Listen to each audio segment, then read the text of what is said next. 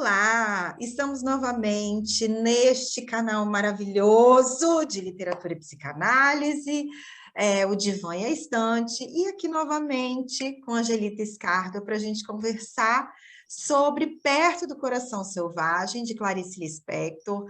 Eu e a Angelita temos um projeto aqui no canal, Literariamente, e hoje é mais um momento de encontro. Boa tarde, Angelita, boa tarde para nós, né? Boa tarde, Suzuê. Boa tarde para todo mundo.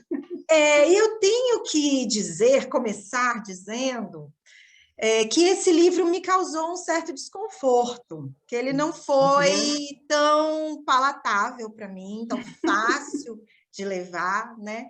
Posso até fazer uma introduçãozinha aí, que esse é o primeiro romance da Clarice Lispector, que foi lançado em 1944, então ela era bem jovenzinha, 21, 22 anos. E pesquisando um pouco para conversar com você, eu vi que ela estava fazendo curso de Direito na ocasião da escritura deste livro. Então, assim, eu não sei o quanto ela coloca de si, parece que bastante nessa personagem principal e tal. Então, queria que você começasse dizendo, assim, o que é que ele te causa, se é comum que cause desconforto mesmo, ou dificuldade na leitura. Por que você escolheu esse livro para nós? Bom, a escolha por esse livro, né, tem a ver, assim, eu queria introduzir um livro da literatura brasileira dentro do Literariamente. E achei que o livro da Clarice, esse Perto do Coração Selvagem, ele é um livro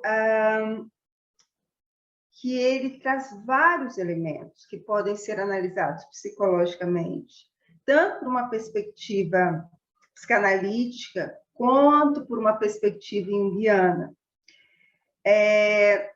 E também por ser um livro que traz várias questões de uma reflexão sobre ser mulher, né? Sobre casamento, sobre a relação homem-mulher. Então, assim, eu achei que, enfim, é um livro, e acho que é um livro que, de uma certa forma, é um livro meio seminal da literatura contemporânea brasileira, né? Assim, acho que moderna, contemporânea, acho que mais contemporânea que moderna, né? E acho que todo mundo tem que, em algum momento, fazer um esforço para lê-lo.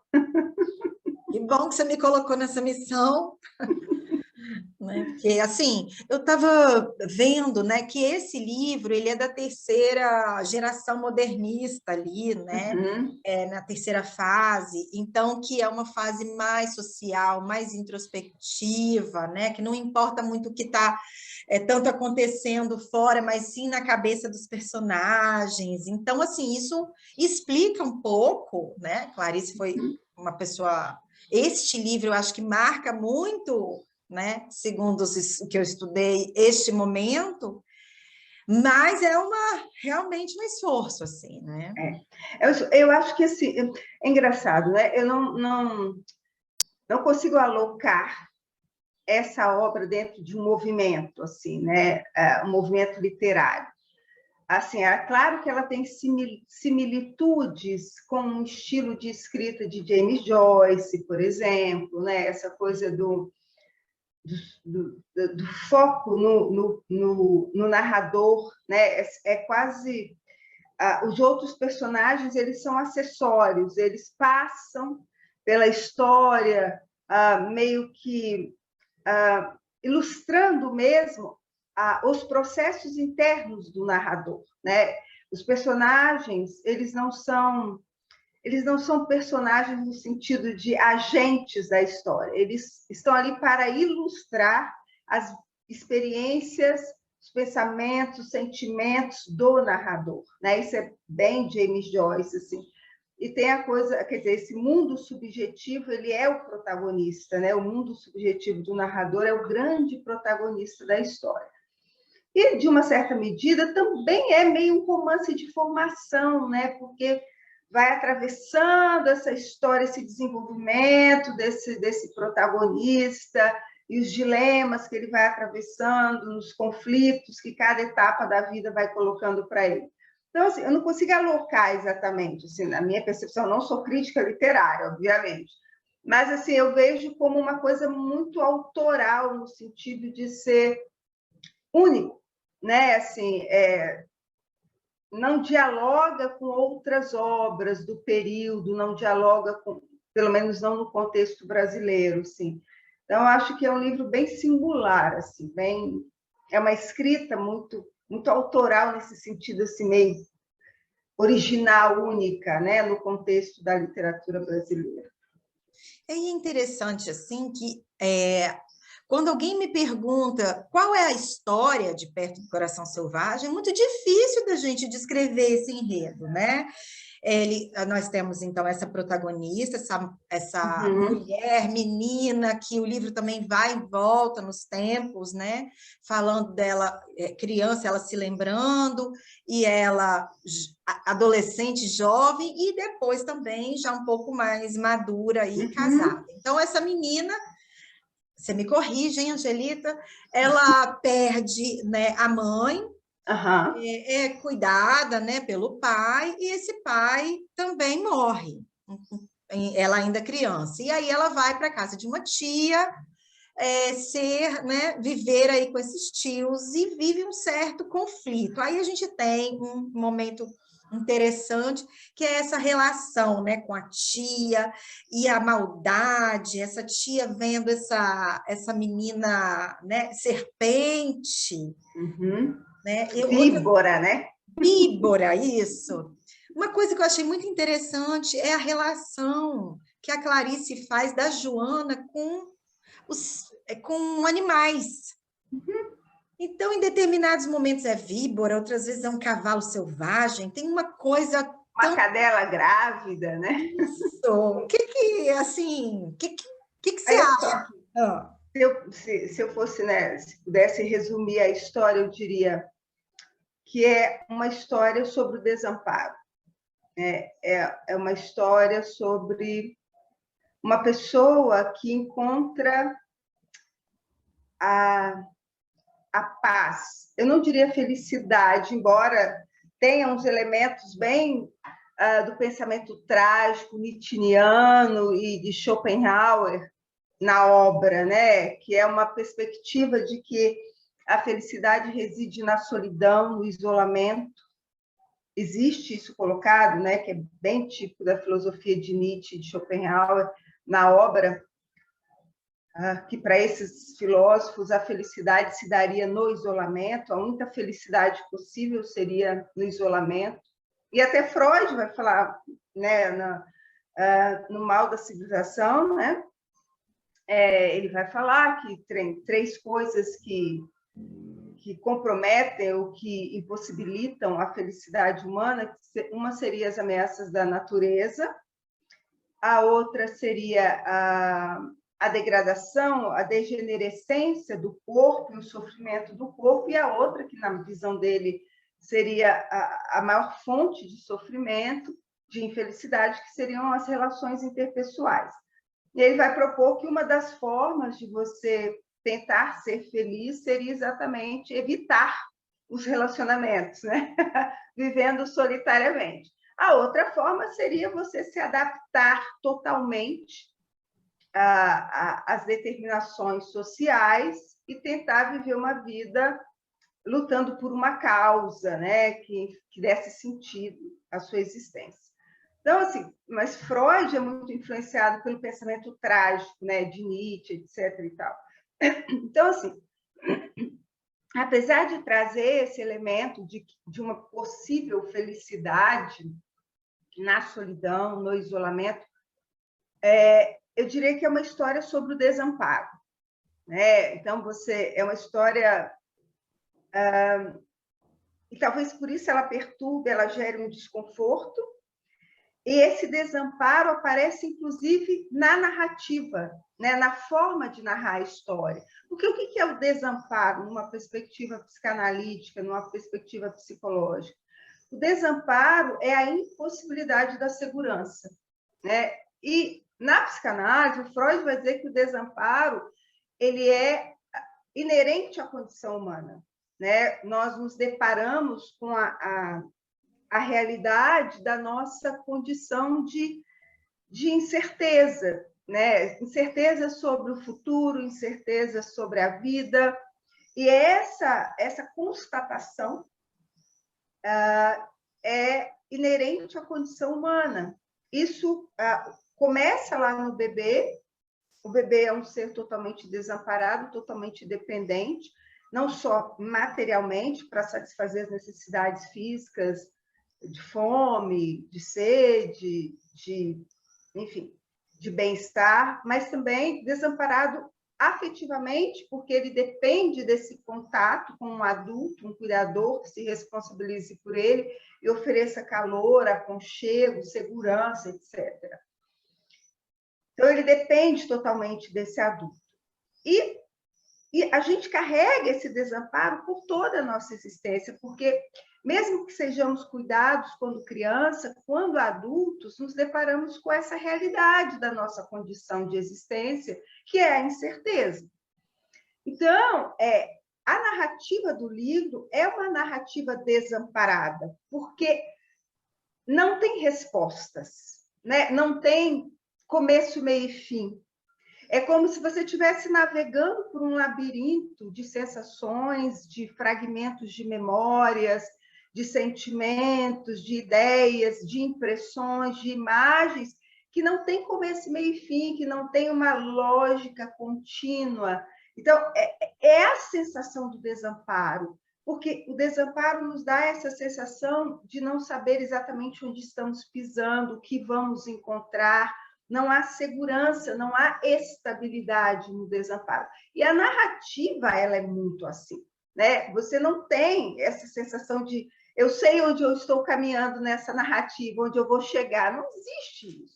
Tem um momento no livro, né, que eu acho que é um momento muito emblemático, em que ela está conversando com a professora e pergunta sobre a felicidade. Tem algo mais, né? O final feliz é o ponto final. Tem algo mais depois da felicidade? Então, eu acho que ela, né, essa personagem é muito reflexiva, que eu acho que complementa o que você está dizendo, e muito angustiada, o que leva também a gente a uma angústia em ficar pensando essas coisas sobre o mundo, né? Coisas muito profundas. Então, eu acho que isso tem uma questão importante também, Angelita, assim, esses questionamentos, essas grandes descrições, né? Voltando ao enredo, depois que ela vai para a casa da tia e tem esse conflito aí, a família, né, a tia e o tio não conseguem recebê-la tão bem, ela vai para um internato.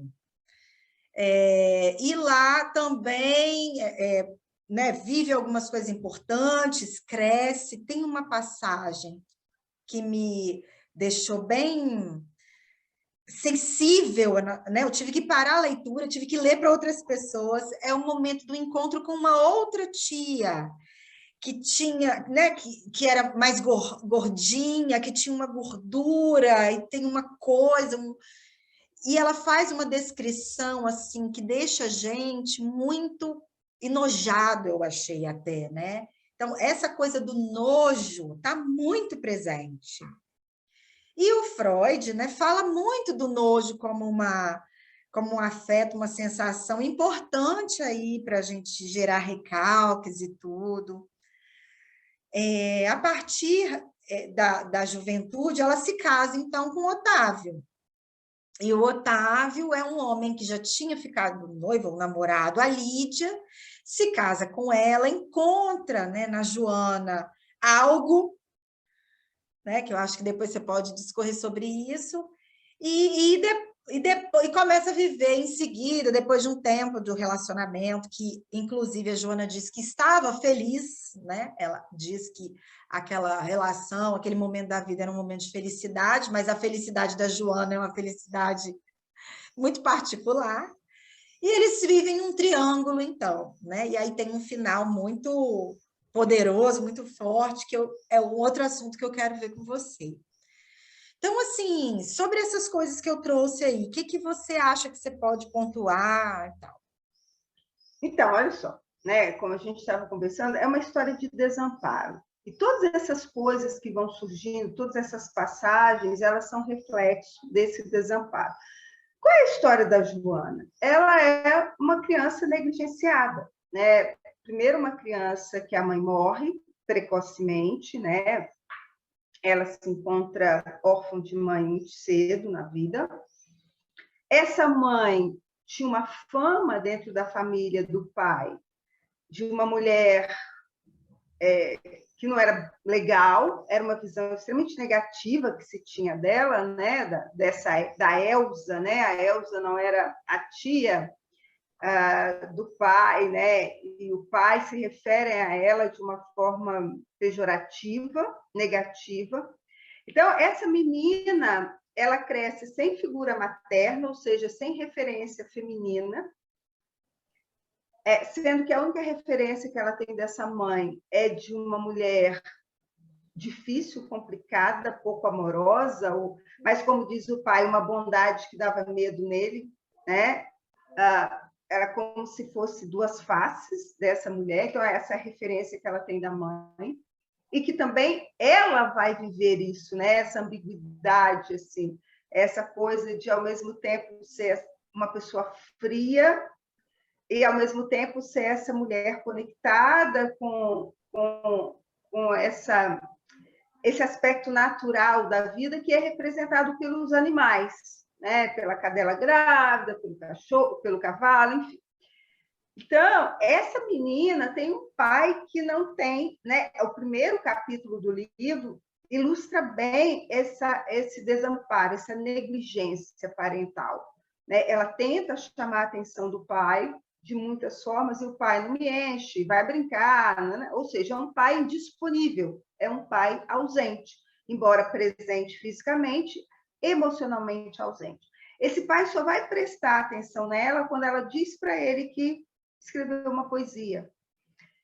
E pensando do ponto de vista do desenvolvimento, né, infantil, numa perspectiva psicanalítica, naquele momento em que ela diz, eu escrevi uma poesia, e o pai para prestar atenção nela, ela descobre que, por meio da linguagem, ela pode obter atenção, ela pode seduzir, vamos colocar dessa forma, que é algo que lá na história com o homem misterioso, isso fica muito claro, né? Esse poder da sedução por meio da linguagem.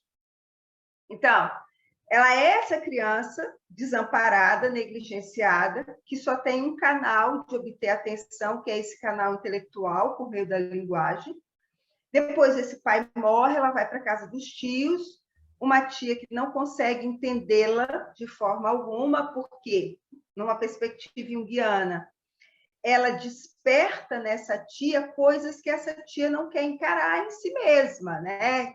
A tia é completamente enquadrada dentro de um modelo encaixotado de vida, de ser humano, e ela é essa coisa meio selvagem, assim, incapaz de respeitar certas regras, Lógico, ela não teve uma figura paterna que atuou adequadamente na função paterna. Ela não tem o código do pai, né? Ela não carrega consigo o código do pai, da lei, da civilização, da ordem. Ela não carrega isso, porque esse pai não cumpriu a função paterna, ele era um pai ausente. Então, ela é um bichinho meio selvagem mesmo, né? E por isso que ela se sente tão confortável com os animais, porque ali ela não é julgada. Na relação com os animais, ela pode ser ela mesma, sem julgamento, sem ser condenada. Há um diálogo, né? E essa tia, e ela, com esse jeito de ser dela, e a cena do livro roubado ilustra bem isso, ela desperta nessa tia um incômodo profundo, porque ela mexe com questões dessa tia, que essa tia não reprime, né? Que é uma indiferença às regras sociais. É muito interessante quando a tia fala, conversando com o tio dela, que mesmo quando ela não está em casa, a tia sente a presença dela, né? Percebe como a coisa é tão uma projeção de questões da própria tia, que essa presença dessa menina é tão poderosa que assombra essa tia mesmo quando ela não está fisicamente, né? E aí essa menina, então, ela de novo, ela é abandonada, ela foi abandonada pela mãe, que morre precocemente, ela é abandonada pelo pai, tanto quanto quando o pai é vivo, depois quando o pai morre, precocemente também. Ela é abandonada por esses tios que mandam para o internato. Né? No internato, de novo, ela consegue algum protagonismo por meio da linguagem, por meio da inteligência. Então, vai ficando claro que o canal que ela consegue para acessar o mundo exterior é por meio do intelecto, da linguagem. E aí tem a professora que não, né, lá antes, a professora que não consegue respondê-la. De novo, é o abandono, é o desamparo, quer dizer, eu não consigo, não há um adulto que me dê segurança, que me ofereça uma resposta. Eu estou o tempo todo no vácuo, no abandono, desamparada.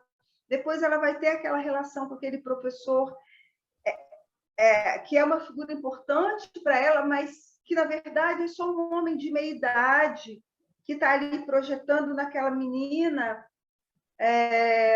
um desejo dele de se conectar com uma promessa de juventude, porque ele está envelhecendo. É típico da pessoa da meia idade querer grudar numa pessoa jovem, né? E principalmente ela é uma menina, então ela atua muito como uma ânima, né? Como uma projeção de um potencial criativo que esse professor projeta naquela menina, mas também ela não encontra nesse professor as respostas quando ela se depara com a cena dele com a esposa, e ela percebe que não há lugar para ela na vida daquele professor, que há uma distância muito grande entre ela, que é só uma menina mal formada, né, com seios pequenos, sem atrativos, diante daquela mulher feita, que é a esposa do professor, né, uma mulher inteira, e ela percebe que ela não há lugar para ela ali, e de novo ela se sente rejeitada e abandonada, enfim, essa é a história dela. Depois no casamento, quer dizer, porque o marido, o Otávio casa com ela porque é projeção, no fundo, ela representa para o Otávio uma possibilidade, de novo, de romper com as amarras das convenções sociais, de uma liberdade emocional, que o Otávio não tem. O Otávio é o cara, o bom moço, o cara enquadrado, encaixado, né? Mas ela representa esse... Tanto que a cena na qual ele, teoricamente, se encanta com ela é quando ela está lá, alisando a cadela, né? Ela está nesse lugar animal, de conexão com aquele animal. Então, é como se inconscientemente ele percebesse ali o selvagem, né? O livre, o liberto, o não civilizado, o não domado. Ele é um típico cara domado, castrado, né? Enquadrado, encaixado, incapaz de romper com certas coisas. E ela representa exatamente o oposto disso. Então, assim, ele casa com esse desejo, né? Mas ela não é para ele uma mulher, como fêmea atraente. Né? Ela é atraente como esse potencial de liberdade. E isso é uma coisa interessante na história dela. Ela passa pela vida dos outros sempre como um catalisador de projeções inconscientes, né? E por isso ela nunca se sente totalmente amada, ela não se sente amada, ela não se sente aceita, e daí vem uma profunda solidão e um profundo desamparo. Quer dizer, eu vejo a solidão como a única opção possível para ela, porque ela não consegue se sentir amada, porque ela não consegue se entregar. Como ela sofreu o abandono da mãe, do pai, ela não confia no amor, né? Ela não confia no vínculo afetivo. Então, ela nunca se entrega de verdade, afetivamente. Então, como ela não consegue se entregar, ela não consegue estabelecer vínculos reais com as pessoas. E aí ela nunca se sente amada, ela nunca se sente aceita. E aí a solidão é a única opção. E aí ela abraça a solidão. Né? E o fim do livro fala disso, eu abraço a solidão, né? Há um abraço, essa é a minha condição, esse é o meu lugar no mundo. O meu lugar no mundo é esse, da solidão, é solitário. Eu sou a esquisita, né? Ora eu sou a víbora, ora eu sou uma inteira na natureza, ora eu sou bondosa, ora eu sou uma pessoa péssima que joga o livro na cabeça de um velhinho. Então, eu sou muitas coisas e muitas coisas que eu não consigo concatená-las, né, harmonicamente. Então, para mim, só resta a solidão.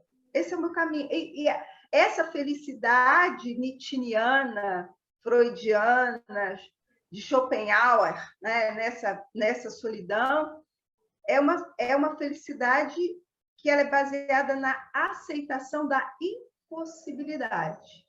Eu aceito que é impossível ser amada, eu aceito que é impossível viver uma relação satisfatória, eu aceito que é impossível encontrar respostas, é impossível encontrar sentido para a existência, né? Porque para ela não há sentido em nada, não há na religião, ela se recusa a orar, né? É aquela coisa, eu tenho que lidar com a dor, com o sofrimento, eu tenho que suportar tudo, que é tipo de uma criança que se sentiu abandonada, quer dizer, ninguém vai cuidar de mim, não haverá alguém que vai me socorrer, eu tenho que suportar, e ela suporta, né? Então, acho que todas essas coisas, elas batem, elas futucam nossas feridas, né? Nossas feridas de rejeição, de abandono, de impossibilidade, de desamparo. E é por isso que é perturbador. E, de novo, a narrativa, ela oferece exatamente essa experiência fragmentada, descontinuada no tempo, no espaço, sem, de novo, não sei para onde eu estou indo nessa narrativa, estou completamente desamparada. Então, assim, no fim das contas, por isso que eu falo, é uma história sobre o desamparo e sobre uma felicidade baseada na aceitação da impossibilidade.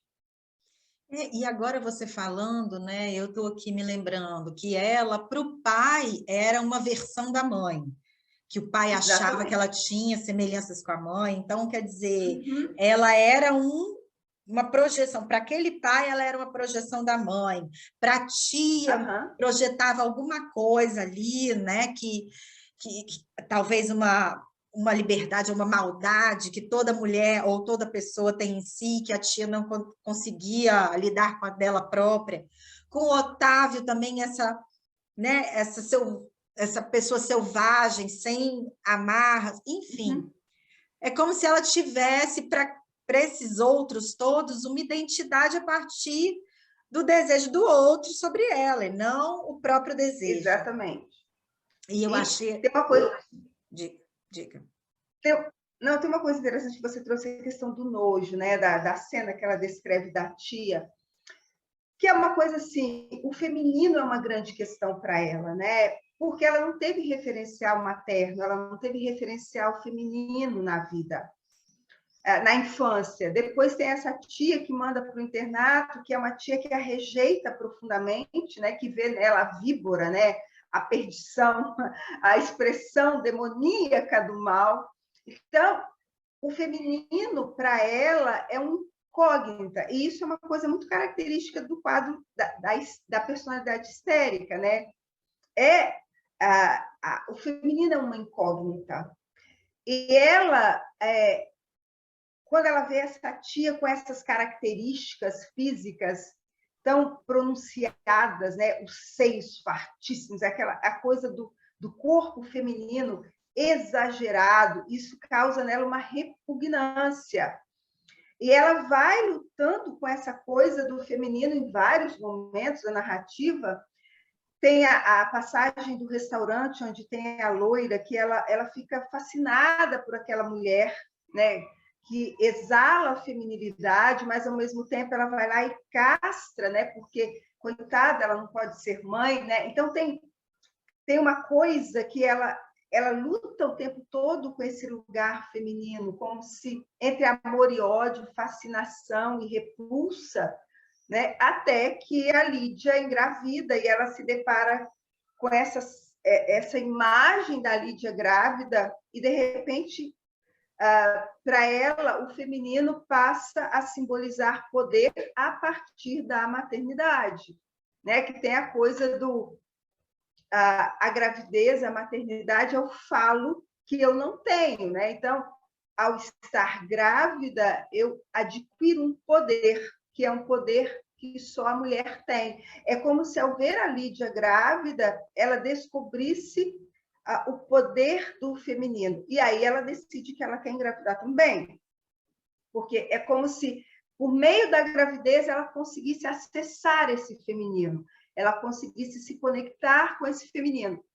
lógico, ela não teve mãe, né? Ao ocupar o lugar de mãe, há uma tentativa inconsciente de compensar essa falta, de dar conta dessa falta que ela carrega, da ausência da mãe, né? E aí é como se, por meio da maternidade, ela fosse conseguir acessar o feminino, né? Ela vê a figura da Lídia e ela fica... Há um misto de inveja, de fascínio, quando ela se depara com a figura da Lídia, grávida. Então, o feminino é algo que provoca muitas emoções contraditórias nela. E isso, numa análise psicanalítica, tem a ver com a ausência da mãe, com a ausência desse referencial lá na infância.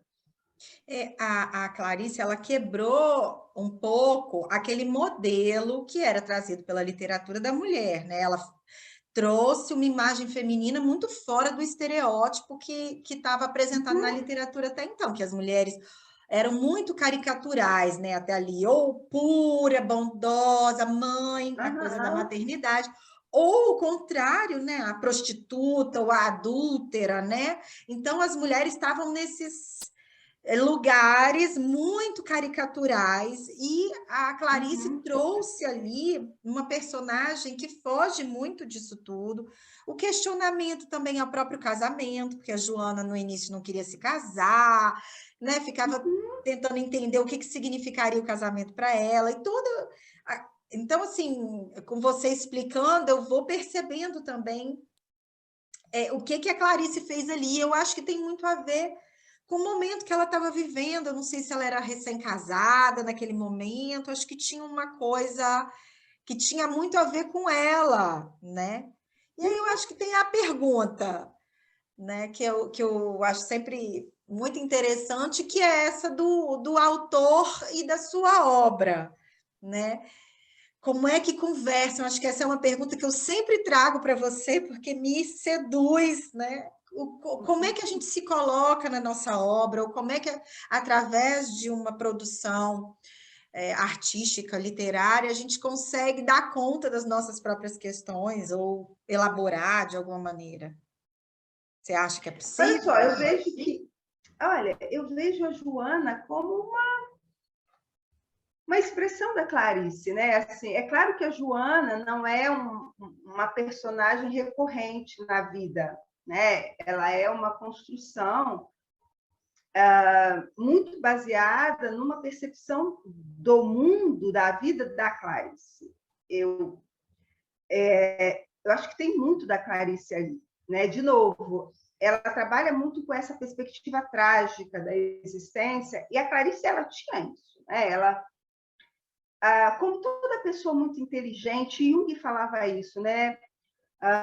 O homem que sabe muito será solitário. Quanto mais você sabe, mais solitário você será. Porque é difícil dialogar com a maioria das pessoas quando você tem uma mente muito criativa, quando você tem uma verve muito intelectual, porque é difícil você encontrar interlocutores à altura, tanto que uma das características da Joana é que ela não sabe brincar, né? E ela, de uma certa forma, ela sente até um certo incômodo com as pessoas, como as pessoas comuns conseguem se divertir com qualquer coisa, né? E para ela isso é tão difícil, né? Isso é uma característica muito comum nas pessoas muito inteligentes, né? Nos intelectuais de verdade, né? As pessoas que realmente refletem, pensam sobre a existência.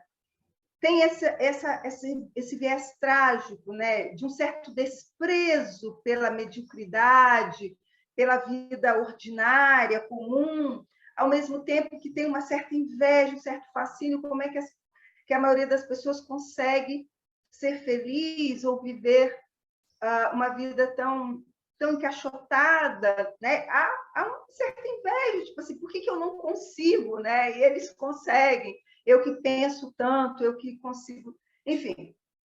Isso é um sofrimento muito comum, a gente vai encontrar em todos os romances de formação, a gente vai encontrar isso em Hermann Hesse, a gente vai encontrar isso no James Joyce, a gente vai encontrar em todos os autores, em Machado de Assis a gente vai encontrar isso, né?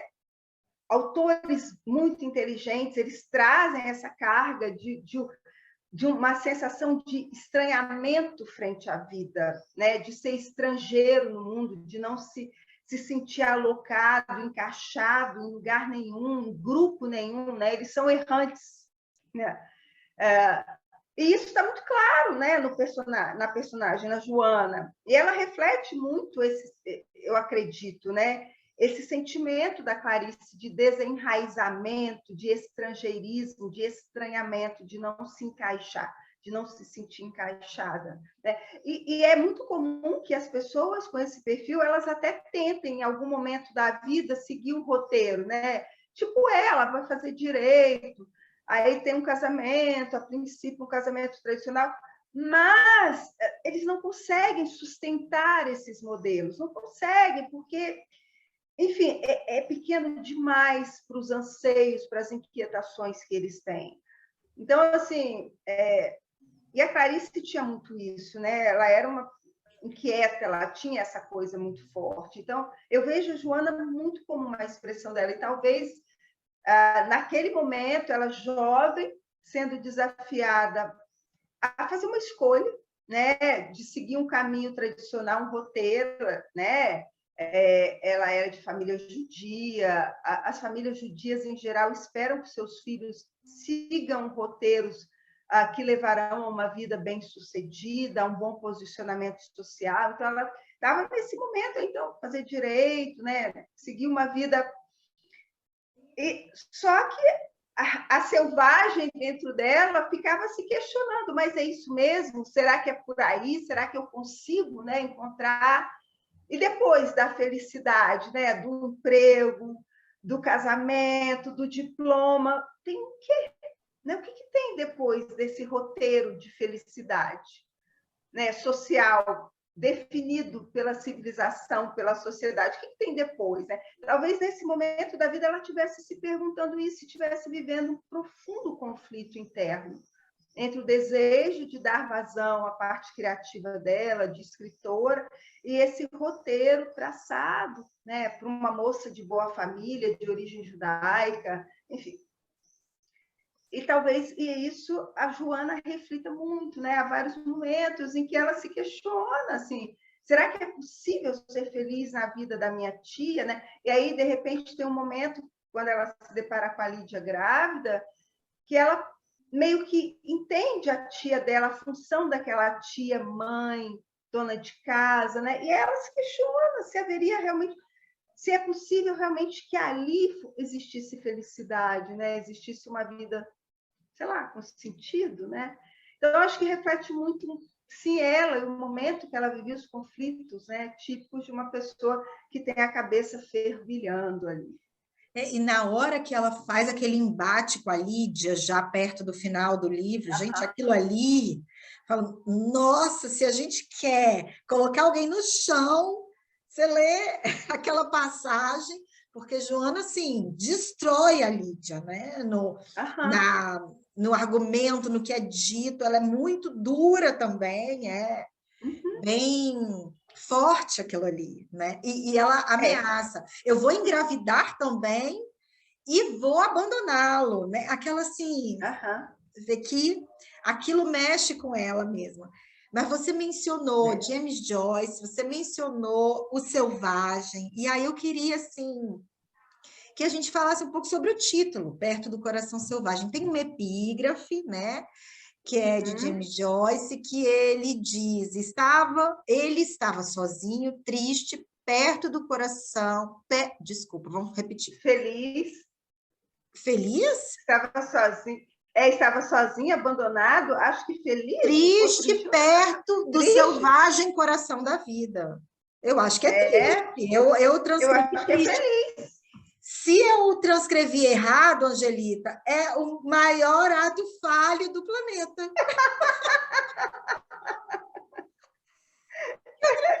Que ele estava sozinho, triste, perto do selvagem coração da vida. Se é feliz, você que fez o ato falho. Também. Bom, eu estou sem o livro, eu emprestei. Deixa eu dar uma busca aqui no nosso mestre Google. É muito boa. Ele estava só, estava abandonado, feliz, perto do selvagem coração da vida. Então, o ato falho foi meu, olha. Que coisa! E aí, Angelita? A gente deixa a análise para depois? Agora vamos falar só do título. E no fim das contas, que é do... Porque é isso, né? É essa solidão nietzschiana, né? A solidão que Schopenhauer vai falar, que ela, para esses autores trágicos, felicidade, né? Nietzsche, Schopenhauer, felicidade tinha muito Sêneca, né?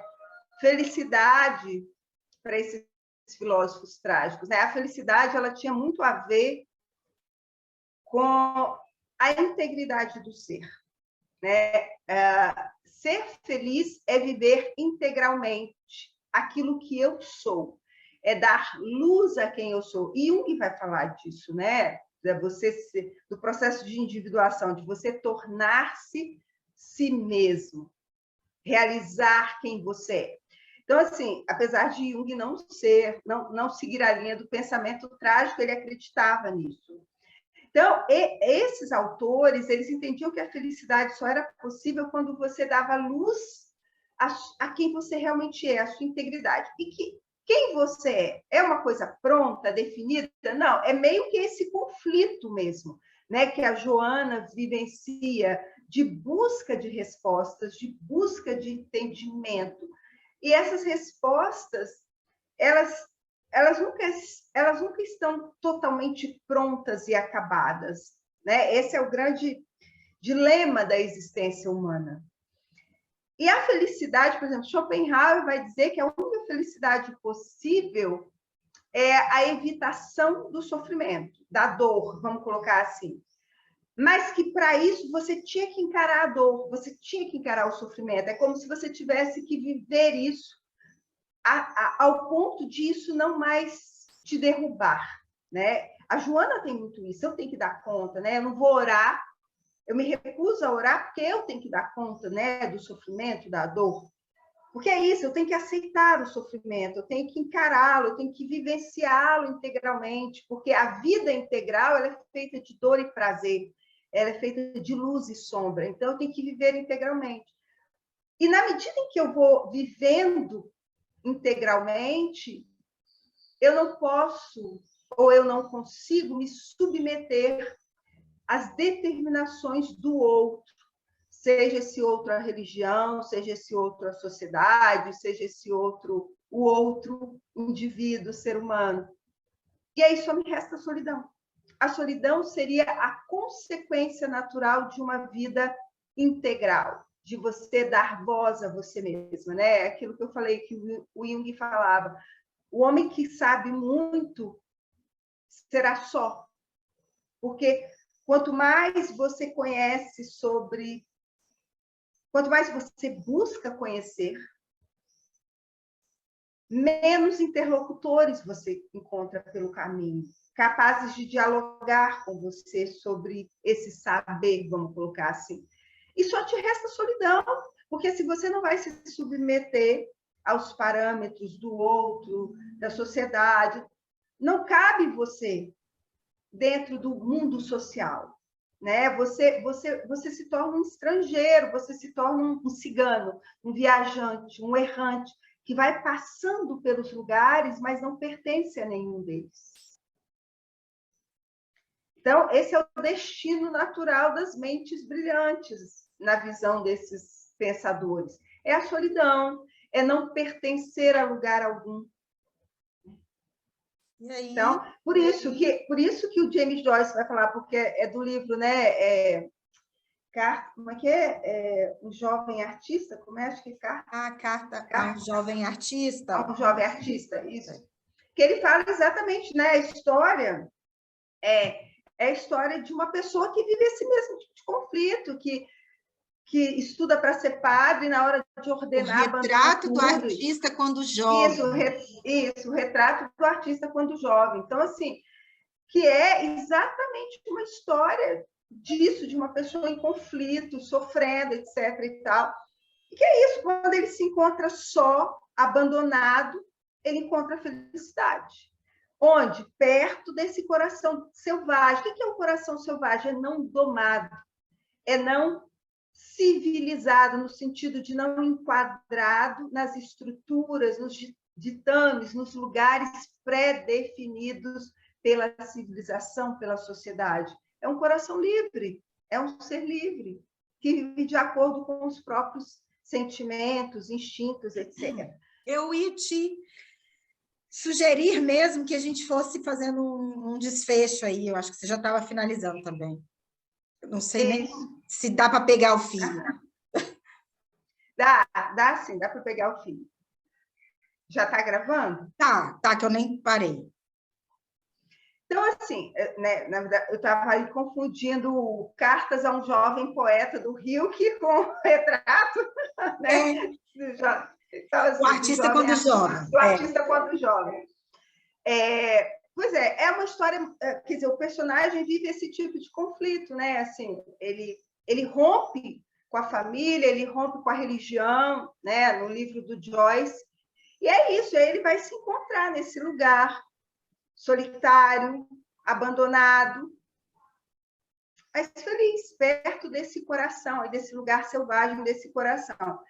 Esse lugar, essa felicidade, contudo, não é a felicidade que nós imaginamos, de uma vida de emoções positivas, de prazeres constantes, não é. É como a gente estava vendo, é uma felicidade baseada na aceitação da integralidade da vida, né? Com toda a sua dor, com todo o seu sofrimento, é uma felicidade baseada na aceitação da impossibilidade.